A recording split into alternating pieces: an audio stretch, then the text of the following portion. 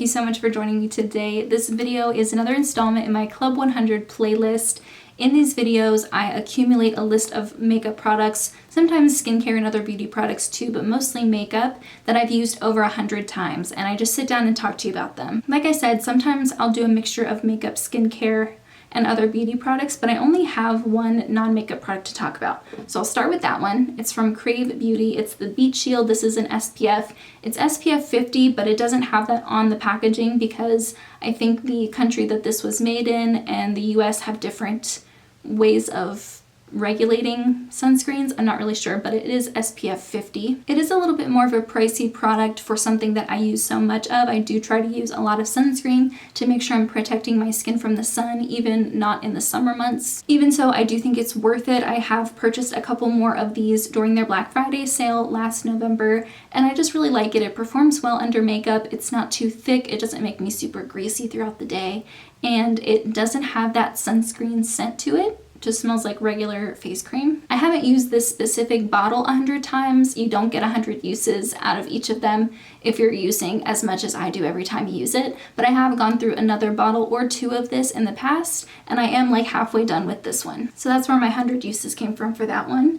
And the next two I want to talk about are eyeshadow bases. These are products that I put on my eyelids and then I set them with a powder, usually a cream colored eyeshadow, and then that's my base for my eyeshadow looks. And so I have the Makeup Revolution Cut Crease Canvas Full Coverage Eyeshadow Base in the shade Illustrate, and then I also have a travel size of the Anastasia Beverly Hills Eye Primer. The eye primer one is very pigmented. It's kind of like a really light cream color, and I do like that because it cancels out the veins and any discoloration I have on my eyelids. And then when I set it with an eyeshadow, it's just a nice clean base, nice canvas to start my eyeshadow looks. And the same with the Makeup Revolution one, except for they do have different shade options. So if you want to find something closer to your actual skin tone, you can do so with the Makeup Revolution one. I think the ABH one only comes in this shade. I do prefer setting my eyeshadow base with a powder. I just think it makes the eyeshadows that I put on top blend a lot easier and makes them a little bit easier to build slowly versus getting like a ton of impact. If you're going for a lot of pigment right away,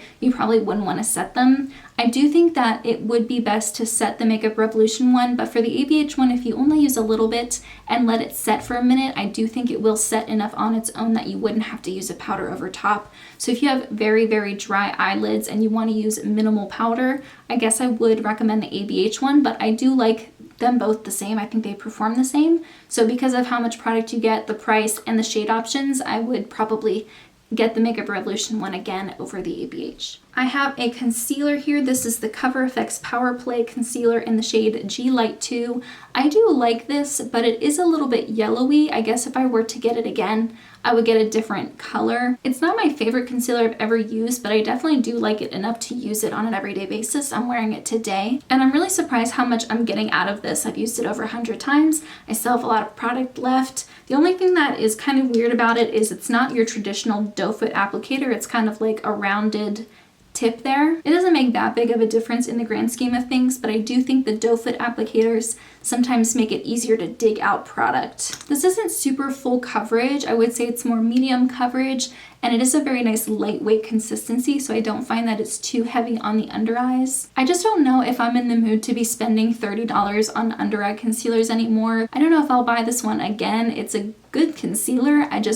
I feel like there are more affordable ones out there that I can try. I have a foundation from Pure. It's the 4-in-1 Love Your Selfie Longwear Foundation and Concealer, and I'm in the shade LG2, and I purchased this whenever it first came out. I was really excited that Pure had come out with a foundation range that was so inclusive. It has like 50 plus shades at this point. And on their website, they have a foundation matching program where you can type in other foundations that you have in your shade, and it'll recommend a shade in the Pure foundation to get. I don't know if it's super accurate because I used my Smashbox 15-hour wear shade and I typed in that and it gave me LG2. I think this is a tad too light, but I also think that's because this is a very high coverage foundation, whereas the Smashbox one is more of a medium coverage. So they probably are a decent shade match, but one of them is much more high coverage and I guess I need to be a little bit more exact with my shade match. So if I were to get this again, I'd probably go maybe a shade darker if possible in my undertone. Like I said, it's more full coverage. It is a little bit more of a thicker foundation, so if that's not your style, I wouldn't recommend getting it, but I really like it because I do mix most of my foundations to get the right texture and shade match for me depending on the time of the year. I do have quite a few foundations to get through before I consider purchasing new ones, and I do have some other foundations that I would like to try in the future, so this isn't something that I need to immediately run out and get again, but I like how much use I'm getting out of it before it is gone, and I like the shade range. I like a lot of things about the foundation, and overall I've really been enjoying using it. I do have 2 liquid highlights. One of them I've already finished, and I will try to put a picture of it if I can. The Colourpop Lunch Money highlighter. It did take over 100 uses to finish that. I don't remember the exact number of uses on the top of my head, but I used it probably a little bit more differently than other people would. I'm sure most people would use a sponge or a brush or just their fingers to kind of apply it on their top of their cheekbones. What I did is I would take a little bit out with the end of my tweezers and I would mix it with a liquid blush to create a more creamy, highlighty type of cream blush. I was probably using a little bit more than your average consumer would be using because I was using it as a mixer and taking out a certain amount each time versus just kind of going over it with a brush. When it comes to cream and liquid highlighters, I do prefer liquid highlighters. I think they're a lot easier to mix with other things and they're just easier for me to use in general. So for that reason, I probably wouldn't run out and grab Lunch Money again, but it was really nice to use up and it definitely worked in my makeup routine. I was able to make it work. And my next liquid highlighter is a true liquid highlighter and it's from Cover FX. It's just a tiny little mini size of their highlighter drops in the shade Moonlight. I got so much use out of this. Like, I'm assuming it would take me a number of years to finish up a full size. You can get a little bit out left to show you,